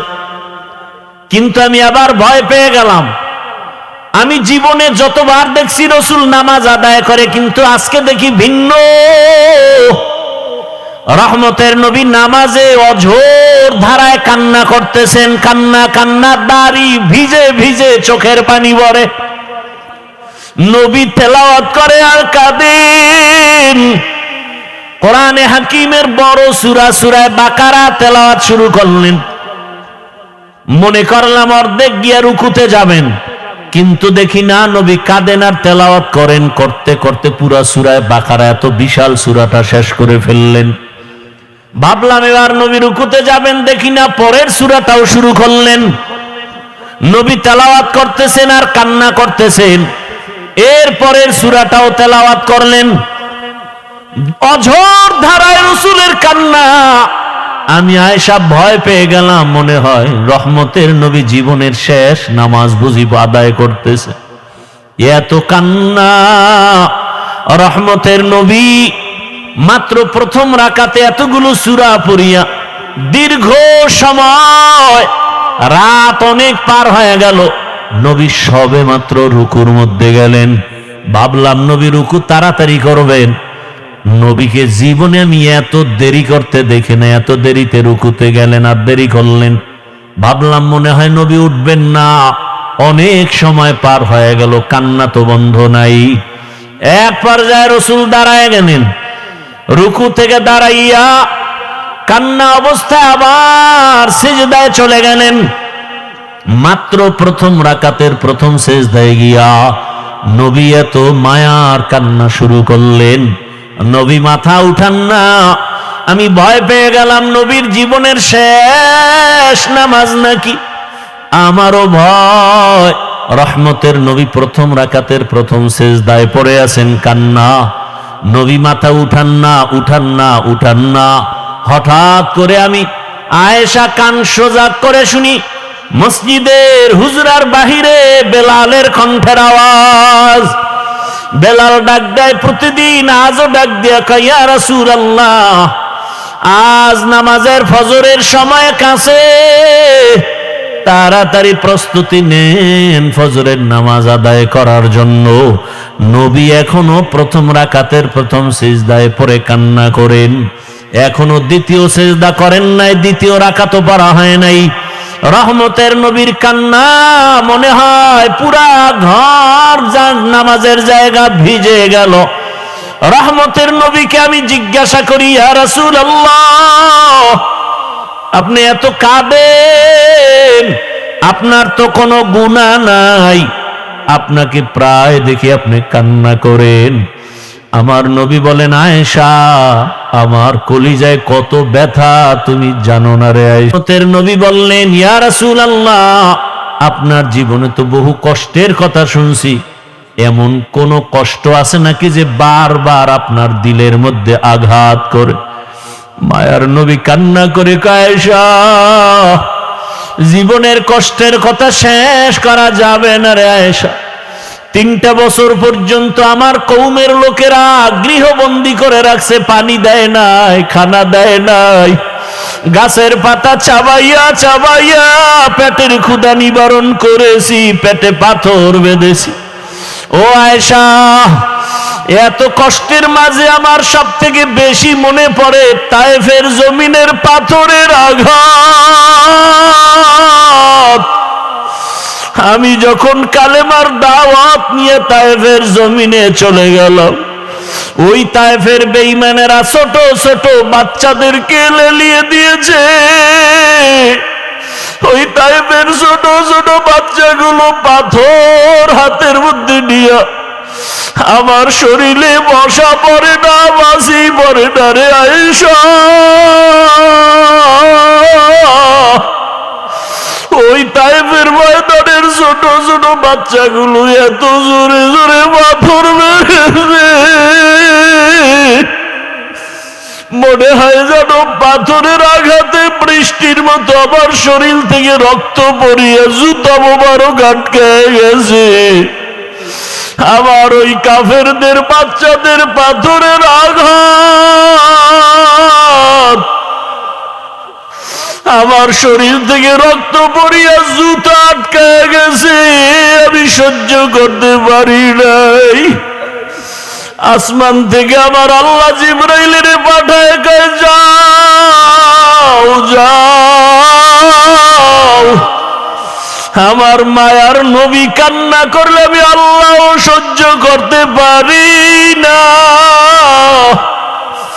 জিবরাইল আমিন আসি আমাকে বলে, নবী আপনি কাঁদিয়েন না, আমার মাওলা সহ্য করতে পারেন না, আপনি এখন অর্ডার দেন তায়েফের জমিন উল্টায়া ধ্বংস করে ফেলি।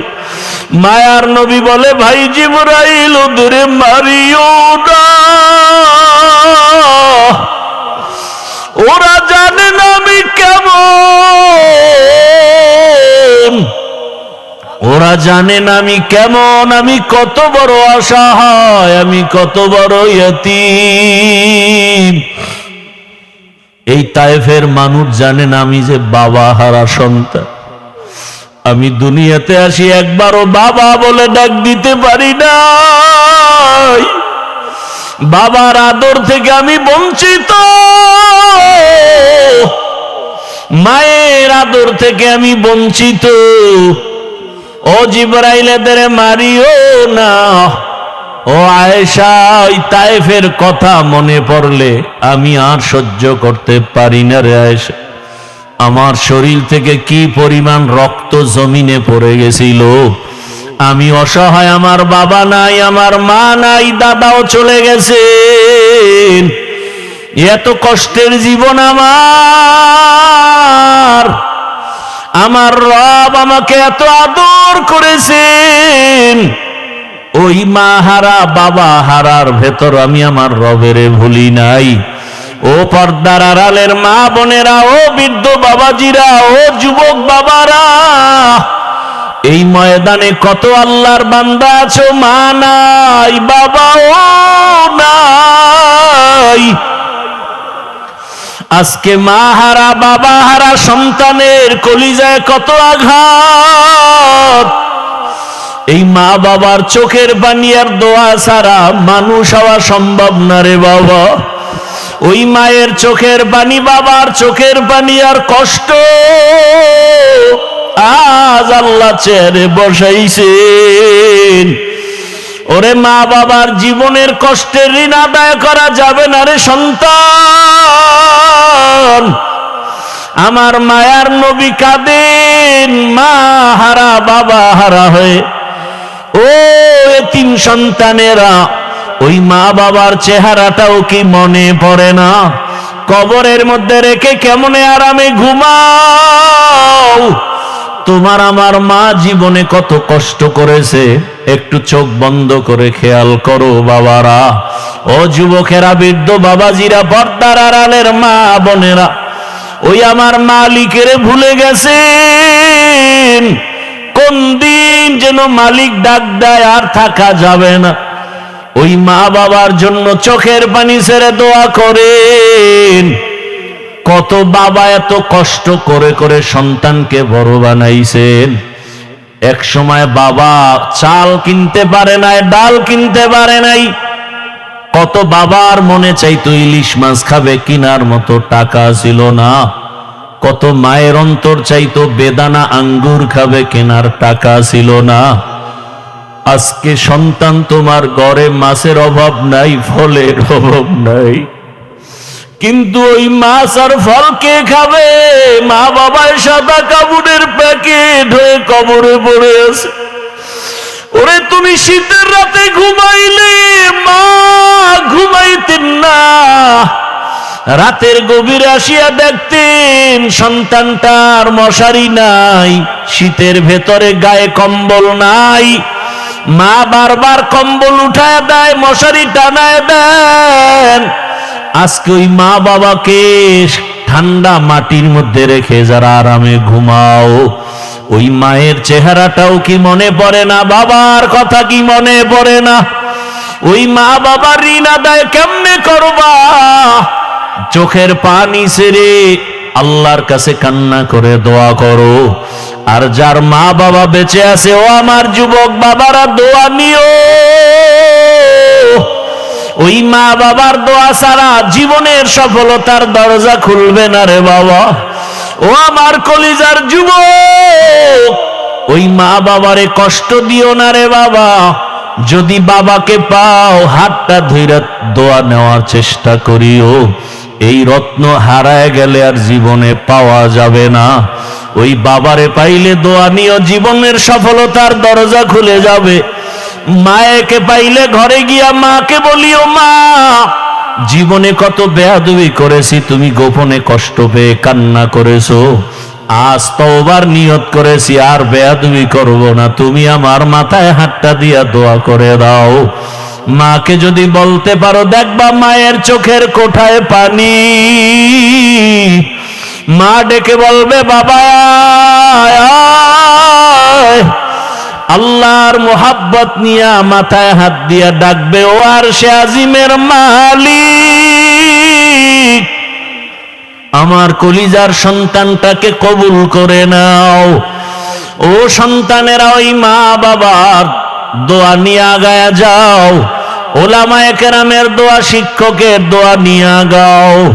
ও পর্দার আড়ালের মা বোনেরা, একটা আদর্শ সন্তানের মা হইয়া কবরে যান। ওরে সন্তানের ভবিষ্যৎ চিন্তা করে ভালো আদর্শ যদি দিয়া যাইতে পারেন, সন্তান এক সময় দোয়া করবে আর গর্ব করবে, আমার মা কত ভালো, বাবা কত ভালো ছিল। আমার মা নামাজের সময় নামাজ আদায় করত, কোরআন তেলাওয়াত করত, কখনো বেগানা নিয়ে পড়ে থাকতো না, মোবাইল নিয়ে পড়ে থাকতো না। আমার বাবা কত আদর্শবান, আমার বাবা নামাজ পড়তো, আদর করত, নামাজ ছাড়তো না, বেপরদায় চলতো না, বেগানার দিকে তাকাইতো না।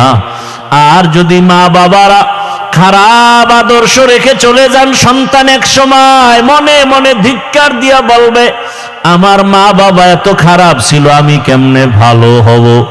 আমার মা বাবা দুজন তর্ক বিতর্ক ঝগড়ায় লিপ্ত থাকতো, নামাজ নাই, রোজা নাই, তেলাওয়াত নাই, সারাটা দিন মোবাইলে গুনাহ দেখতো, বেগানার পেছনে দৌড়াতো, তেলাওয়াতের খবর নাই, আমাদেরকে ভালো লাইনে চালায় নাই, হারামের উপার্জনের পেছনে চলে যাইতো।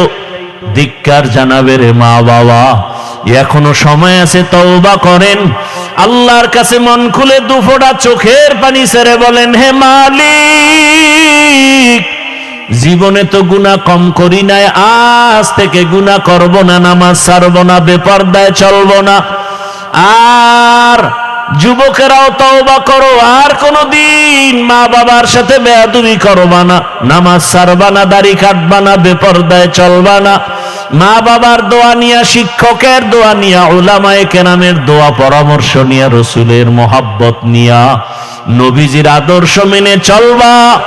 আল্লাহর কাছে যদি তওবার মতো তওবা করতে পারো, আমার আল্লাহ জীবনের গুনাহ মাফ করে দিবেন। ও আল্লাহ আমাদের মাফ করে দেন, তওবাওয়ালা জিন্দেগি দান করেন। গুনাহের কারণে দিলটা পাথর, চোখে পানিও নাই, কান্নাওয়ালা চক্ষু দান করেন। আল্লাহ আমাদের জীবনটাকে রসুলের আদর্শে গড়ার তৌফিক দান করেন, আমিন। আলহামদুলিল্লাহি রাব্বিল আলামিন, ওয়াসসালাতু ওয়াসসালামু আলা সাইয়্যিদিল আমবিয়াই ওয়াল মুরসালিন ওয়া আলা আলিহি ওয়া আসহাবিহি আজমাইন। ইয়া আরহামার রাহিমিন, ইয়া আরহামার রাহিমিন, ইয়া আরহামার রাহিমিন। রব্বির হামহুমা কামা রব্বায়ানি সগীরা। ও দয়ার মালিক, গুনাহের বোঝা নিয়ে আপনার দরওয়াজায় হাজির। আয় আল্লাহ, ময়দানে আমার মতো গুনাহগার কেউ নাই, আমার গুনার খবর কেউ জানে না, আপনি জানেন। গুনাহের কারণে আমার হাত না পাক, আমার চোখ না পাক, আমার জিহ্বা না পাক, আমার অন্তর না পাক। আয় আল্লাহ, তওবার নিয়তে আসছি, আর গুনাহ করব না রে মালিক, আর গুনাহ করব না, আর গুনাহ করব না। আয় আল্লাহ, গুনার কারণে দিলটা পাথর, চোখে পানি নাই, কান্নাওয়ালা চক্ষু দান করেন আল্লাহ। আয় আল্লাহ, গুনার কারণে আমাদেরকে ফিরাইয়া দিয়েন না, রাগ করিয়েন না। আয় আল্লাহ, আমরা তওবার নিয়ত করেছি, আর গুনাহ করব না রে আল্লাহ। এ জীবনে না করিলাম বন্দেগি, গুনাহ করে কাটাইলাম জিন্দেগি, গুনাহ করে কাটাইলাম জিন্দেগি তওবা করে আবার তওবা ভাঙ্গিলাম তওবা করে আবার তওবা ভাঙ্গিলাম অবশেষে খাঁটি তওবা করিলাম অবশেষে খাঁটি তওবা করিলাম সকলেরই দরজা হইতে ফিরিয়া আপনারও দরজায় রইলাম পড়িয়া আপনি যদি মাফ না করেন বান্দারে বলে না আপনার বান্দা যাবে কার দ্বারে গুনাহ করেছি আর তো গুনাহ করব না গুনাহ করেছি আর তো গুনাহ করব না দয়া করে মাফ করে দেন রব্বানা দয়া করে মাফ করে দেন রব্বানা আয় আল্লাহ আমরা গুনার বোঝা নিয়ে আসছি খালি ফিরাইয়া দিয়েন না রে আল্লাহ জীবনের গুনাহ মাফ করে হেদায়েতের নূর সিনায় দান করেন আল্লাহ আয় আল্লাহ সারা দুনিয়াবাসীকে মাফ করে দেন প্রবাসীদেরকে হেফাজত করেন বাংলাদেশ ইসলামের জন্য কবুল করে নেন আয় আল্লাহ উলামা তোলাবা উলামা মাশায়েখদের এক অনেক বানায়া দেন আয় আল্লাহ বাতিলের মোকাবেলায় বিজয় দান করেন বাতিলের নিফাকি জাহির করে মুমিনের ঈমান আমল হেফাজতের ব্যবস্থা করে দেন আয় আল্লাহ বাতিলকে বাতিলের দ্বারা দমন করে দেন আল্লাহ বাতিলকে বাতিলের দ্বারা দমন করে দেন আল্লাহ আহলে হকের বিজয় দান করেন আল্লাহ আপনি ছাড়া আমাদের কেউ নাই আয় আল্লাহ ঈমান আমলের শক্তি বাড়ায়া দেন বাতিলের মোকাবেলায় বিজয় দান করেন আল্লাহ মাদ্রাসা মসজিদ কবুল করে নেন দান সদকা কবুল করে নেন ব্যবসা চাকরি যারা করে হালাল ভাবে বরকত বাড়ায়া দেন হারাম থেকে হেফাজত করেন রিয়া হাসাদ কিবির দূর করে ইখলাস দান করেন সুন্নতওয়ালা জীবন দান করেন নবীজির রওজা বাইতুল্লাহ জিয়ারতের জন্য তৌফিক দান করেন আয় আল্লাহ হায়াতে বরকত বাড়ায়া দেন আয় আল্লাহ আমাদের মা বাবা মুরব্বীরা যারা দুনিয়ায় নাই জানি না এ ময়দানে কারা ইয়াতীম মোনাজাতের পরে অনেকে বাসায় যাবে বাবা মা বলে ডাকবে দরজা খুলবে আর এক দল এতিমরা আছে এরা জীবনে আর মা বলে ডাক দিতে পারবে না বাবা বলে ডাক দিতে পারবে না আয় আল্লাহ এতিমদের দিকে তাকাইয়াও কি মায়া হবে না রে আল্লাহ মেহেরবানি করে সবার কবর জান্নাত বানায়া দেন আল্লাহ যারা বেঁচে আছেন হায়াত বাড়ায়া দেন অসুস্থ যারা সুস্থ করে দেন আয় আল্লাহ আমাদের মা বাবা মুরব্বীরা যারা বেঁচে আছেন দীর্ঘ নেক হায়াত দান করে আয় আল্লাহ, ডানে বামে তাকাই কেমন যেন এতিম এতিম মনে হয়। আল্লাহ, দিনের লাইনও আমরা বড় বড় বুজুর্গ ওলামায়ে কেরামদের হারাইয়া এতিম, দুনিয়ার লাইনও আমরা এক এক করে সবাইকে হারায় ফেলতেছি। আমার মামা চলে গেলেন, দাদা দাদি নানা নানিরা চলে গেলেন, আমার চাচি চলে গেলেন। একদিন খবর হবে আমিও নাই, একদিন খবর হবে আমার বড় চাচা দোয়া চেয়েছেন, বিছানা থেকে উঠতে পারেন না রে আল্লাহ। কোন দিন খবর হবে দুনিয়ায় নাই। এভাবে এক এক করে সবাই আমরা এতিম হয়ে যাব। আয় আল্লাহ, মা বাবাকে হারায় গেলে কে আমাদের একটু সান্ত্বনা দিবে?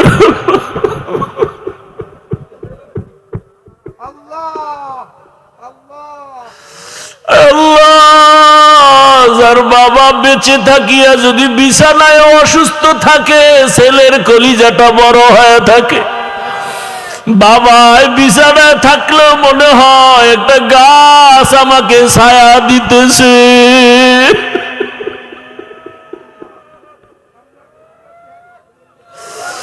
আর যার বাবা নাই, মা নাই, ডানে বামে তাকায় দেখে বাড়ি গাড়ি টাকা পয়সা সন্তান পরিবার, কিন্তু হঠাৎ কলিজাঘাত, আমার বাবাই কই, আমার মা কই।